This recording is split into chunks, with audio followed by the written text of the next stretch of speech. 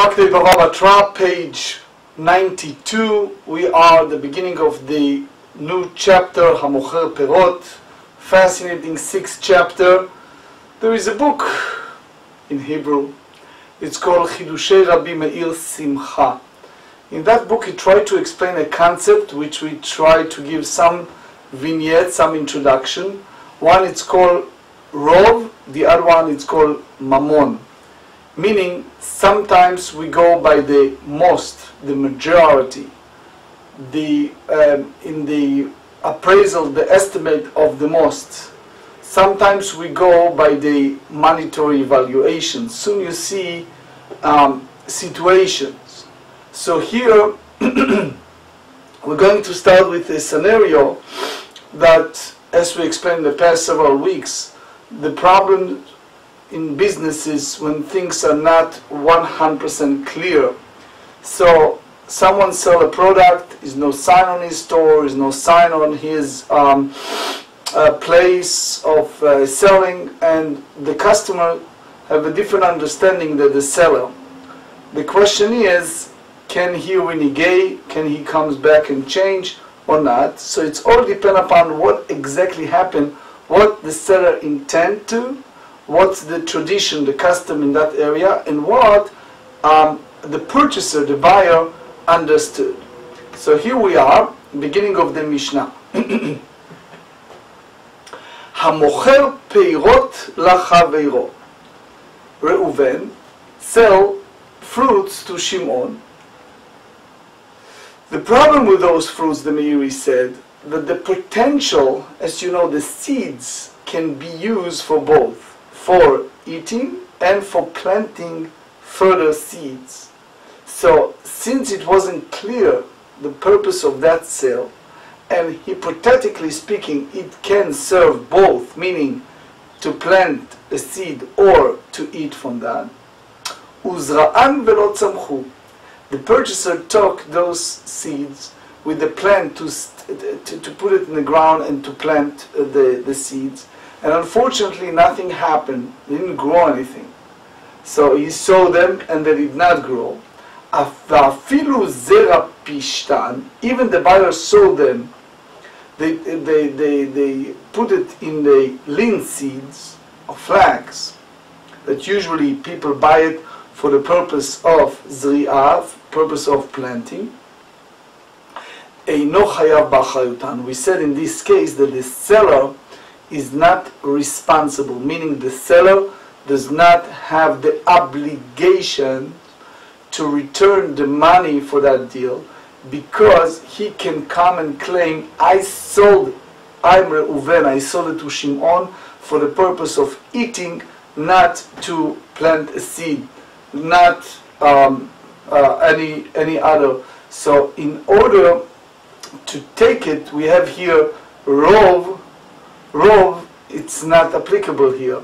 So therefore the Rashash, Birkat Avraham, said if it was clearly spelled out that it was for zri'ah, for sowing it, so then the seller is responsible if it's not bringing anything. But other than that, he is not.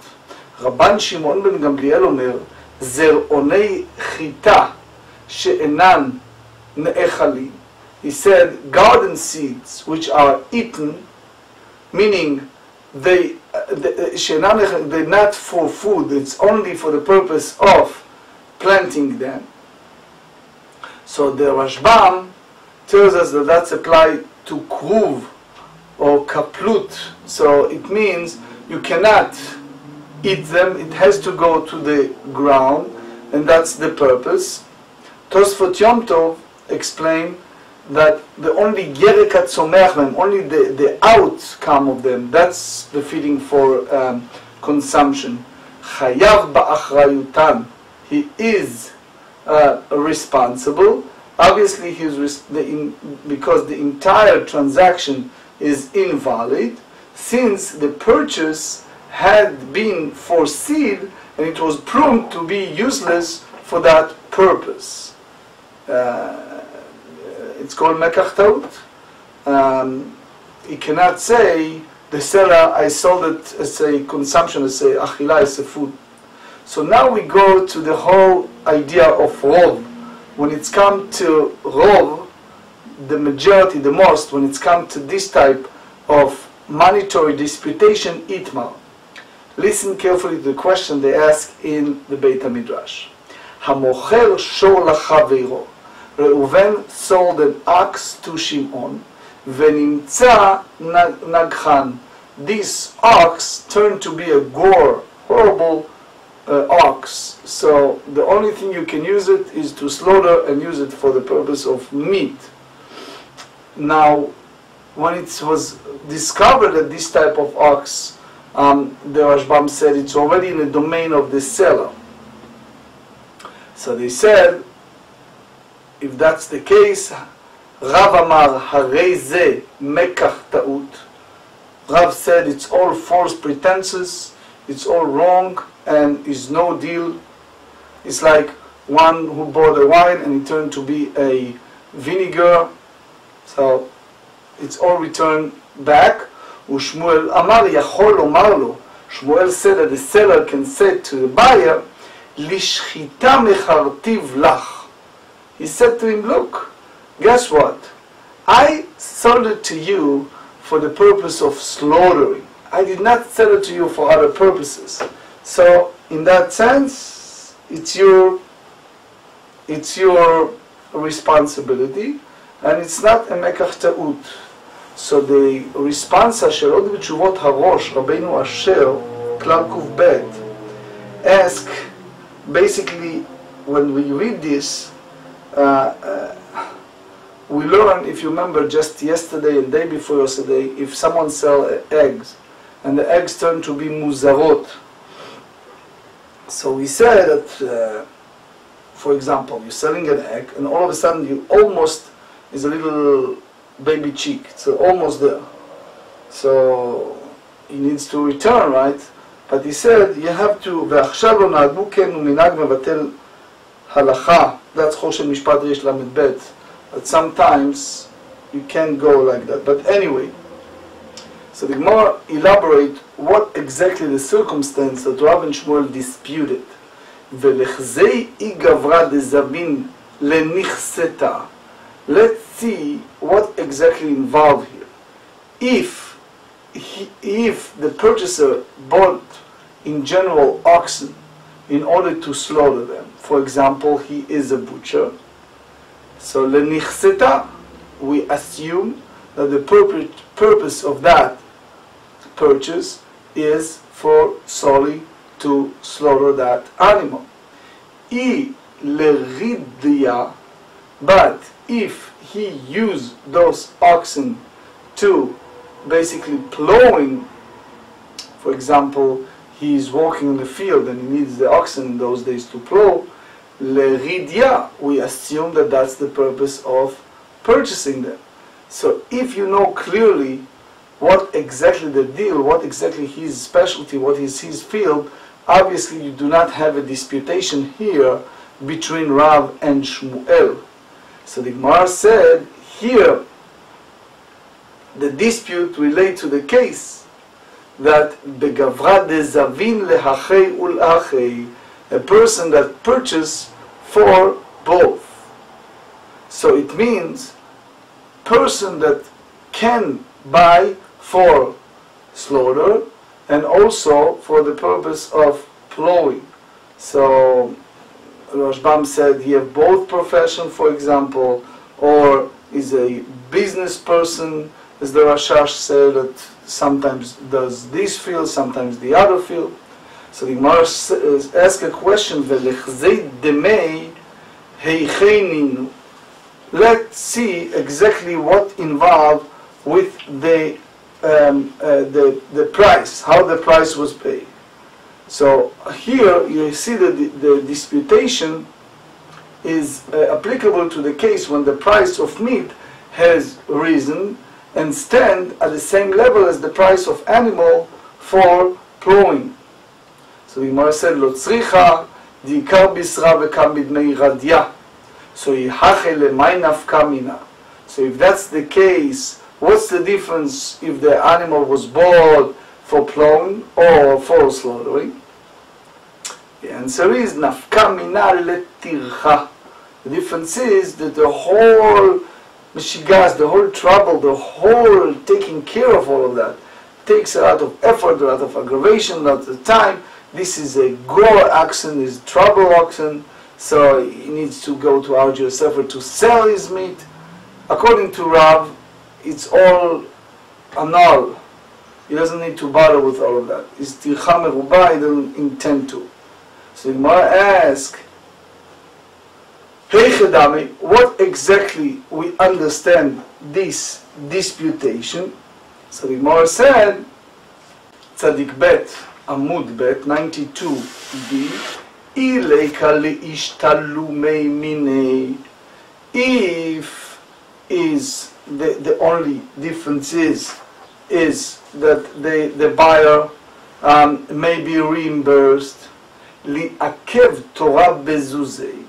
So let the ox return for the money.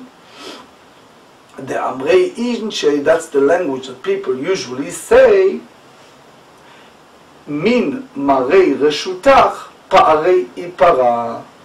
From you debtor, accept even a bond for payment. So he will not gain anything from returning the oxen to the seller. So the Gemara said, Lo tzricha de'ika li'ishtalumei mina. So he said that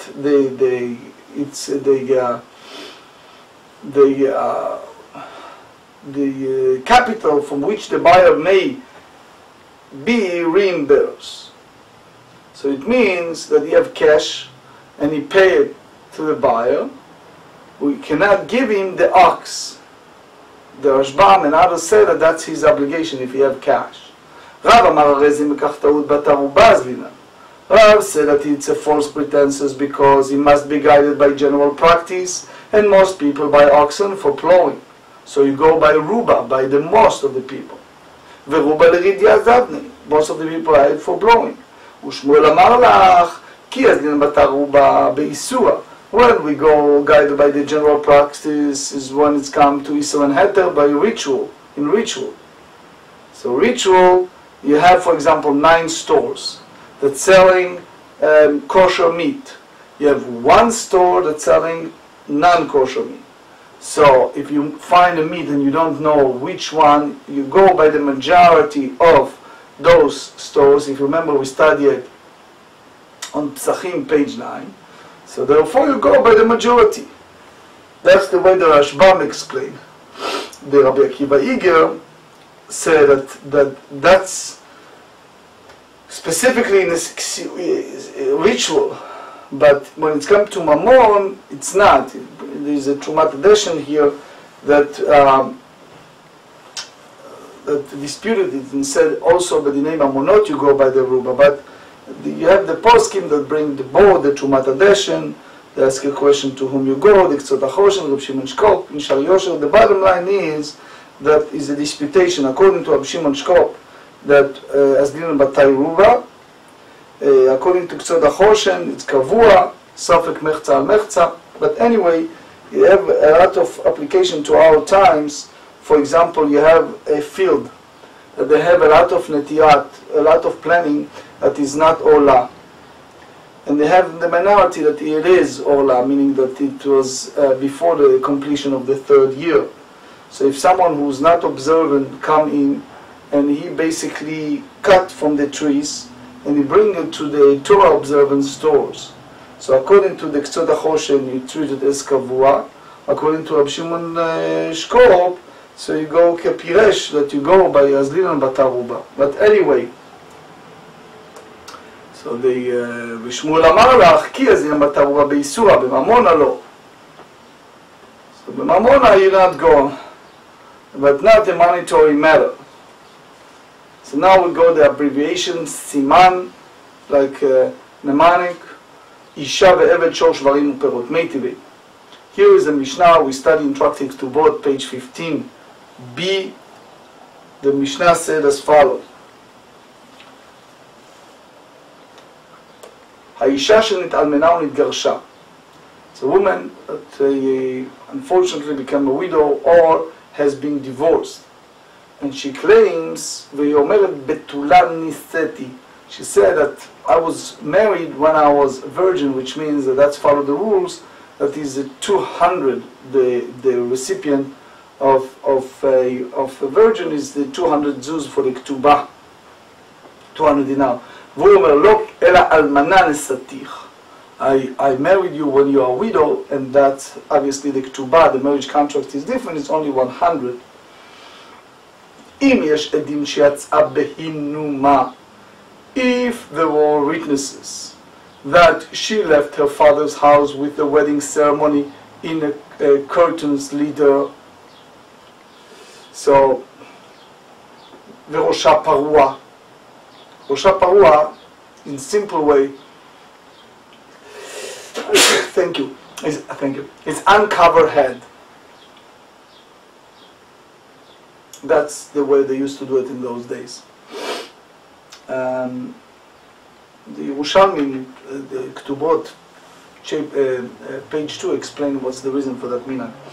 So therefore, Ktubat Tamatayim, that's like regular B'tula Sheni said, as we learn in Ktubot, that is 200. The whole reason is because Tama de Ikaidim, because there are witnesses. Halei Kaidim, but if there's no witnesses, lo, she's not returned as such a settlement, because you do not deem her credible. Ve'amai, why it's dependent upon the witnesses. Leima halech acharov nashim, v'rov nashim b'tlot nisaot. How come you're not here? We go by the most, like rov. Most women marry those days as virgin. So even without witnesses, she's sure entitled to get the 200, the same as regular virgin. So the merely fact that the Mishnah required the witnesses to come and prove that she is in that status of Betula, which means that when it's come to Dinei Mamonot, the monetary disputation, you not go by the majority. So the Gemara rejected. Amar Ravina, Ravina said, משום דאיקרא למימר רוב נשים בתולות נישאות ומיעוט אלמנות, וכל הנישאת בתולה יש לה קול. The one who's married as a virgin are known to have so married, so is so. So the people promulgate that. It's a well-known. It's a simcha yetera. People remember that. The Rimigash and Rashbam said that it's a well-known. Vezo, if we are not sure what is her status, ho'il ve'ein la kol, since it's not known, so the majority principle in her case is impaired, itra la ruba. So therefore we reconcile the view of Rab with the Mishnah. So the Gemara asks, if that's the case, כל הנישאות בתולות יש להם קול, כי עיקדים מאי הווי. So what's the difference if they have the witnesses? מדלית לקול סהדי שקרנין הוא. Otherwise it was well known. So these basically untruthful, false witnesses. אלא, so the answer is, רוב הנישאות בתולות יש להם קול. The majority of those who marry as virgins are known to have so married, and since this one is not known, the majority principle is, in her case, is impaired. Kol itrala ho'il vezo ho'il ve'en la kol itrala ruba tashma. So we bring a source to Rav Mibraita. Amocher eved lechavero. Listen to this. There's a lot of application. Someone saw in those days they used to sell slaves to each other, but you can derive from that a lot of halacha. ונמצא גנב או קוב יוטוס. So all of a sudden, unfortunately, it turns to be this one is a guy is either a thief or a gambler, or some people say that it's is going to be executed by the government. Anyway, or מוכתב למלכות. So now the option that the king can take him whatever he wants to. That's the Rambam explains. אומר לו, so the purchaser said to the seller, הרי שלך לפניך. He said, this is yours, take him. I don't want him. Why? Because it's like a dead person. What do I do with that? I want to take a living servant and not a person who's dead. That's the way the Meiri explain, Rashi in Kiddushin 11 explain, etc. So how you derive from that? Reisha, when is the first clause that the slave turned to be a thief or kuv justus, right? This type of gambler or crafty person. Page 93. My ta'ama, what's the reason that the sale is valid? So you don't have more blemish than someone who is a thief or someone who is a kidnapper or someone. So obviously he didn't intend to purchase such a thing. Lav mishum deruba hache itnehu. You have to say that the most of the slaves are of such a character which is either thief or kovyostus. So it means when it's come to dinei mamonot and monetary disputations, you go by the rov, you go by the majority. So they said, Lo kulhu achei hachei itnehu. So he said, no, all of them are such, and therefore anyone who purchases a slave is like he spell out the pgam, the blemish, lucidly, clearly. He knew that usually these type of people are dishonest thieves. So there is a lot of question of Rishonim when exactly you go by the rov and when you go by the mammon, and how you find the right way between them. It's a Ran, it's a Rashbam, it's Kovet Shiurim, Sot HaChoshen, Trumat Adeshen, and many more. We just dealt with the foundation, and hopefully in the near future we elaborate more on that subject, which is rov versus mammon.